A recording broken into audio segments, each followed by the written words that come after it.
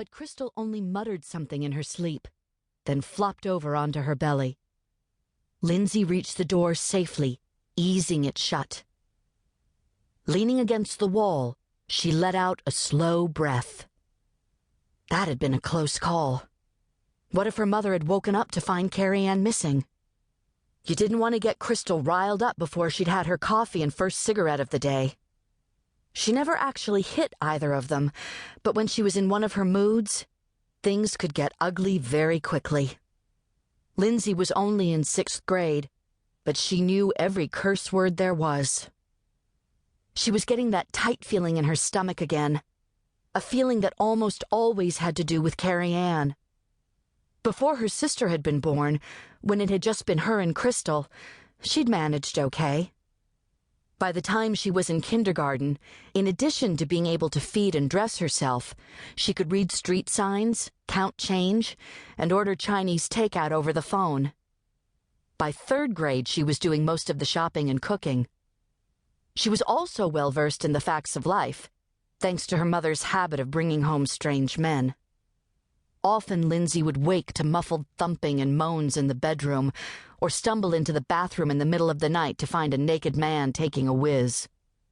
She'd grown to accept it, the way other children her age took it for granted that everyone had a mommy and a daddy.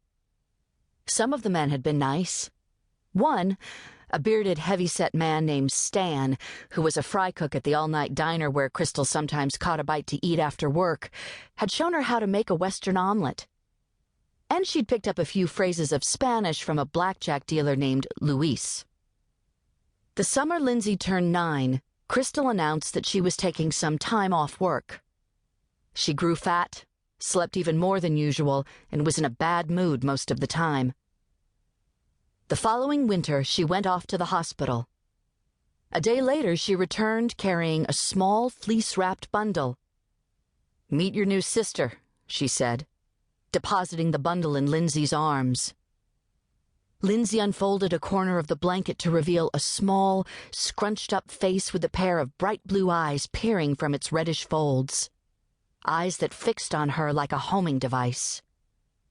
She and her baby sister stared at each other for a minute, taking each other's measure.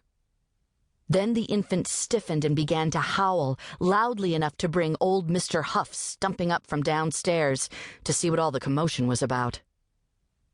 Life hadn't been the same since. Now Lindsay had this whole other person to look after besides herself. And Kerrie Ann was a handful, no doubt about it. Her baby-fine strawberry blonde hair was perpetually snarled, and she'd whine and cry whenever Lindsay tried to unravel the knots, using her fingers or the hairbrush. When Kerrie Ann was a toddler, everything she could put into her mouth, dirt, caterpillars, old chewed gum off park benches, once even a poker chip, had gone in one end and out the other. And she'd had every childhood ailment known to humankind, from earaches to allergic rashes to head lice. Plus, she was as slippery as a goldfish. In stores, she was forever wandering off, and by the time Lindsay would track her down, her pockets would be stuffed with pilfered loot that Lindsay would then have to return to the proper shelves. At the park, where Lindsay took her on nice days when it wasn't too hot, her little sister was a blur, streaking down slides and scampering like a monkey over the jungle gym, from which she always had to be pried, wailing in protest when it was time to go home. Once, she'd chased a Mr. Softy truck, crossing a busy street to get to it.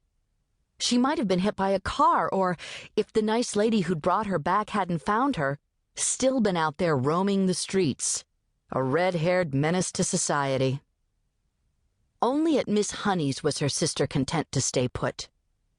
Miss Honi Love, who lived in the unit directly below theirs, looked after Kerrie Ann during the hours when Lindsay was in school. But since she got paid only sporadically, Crystal being forever short on cash, and since she was a good-hearted woman who genuinely cared for the girls, it had developed over time into something far more than a job. The way Miss Honi fussed over Kerrie Ann, anyone would have thought she was her own little girl. And Kerrie Ann was just as devoted to Miss Honi. Lindsay would arrive home from school to find her little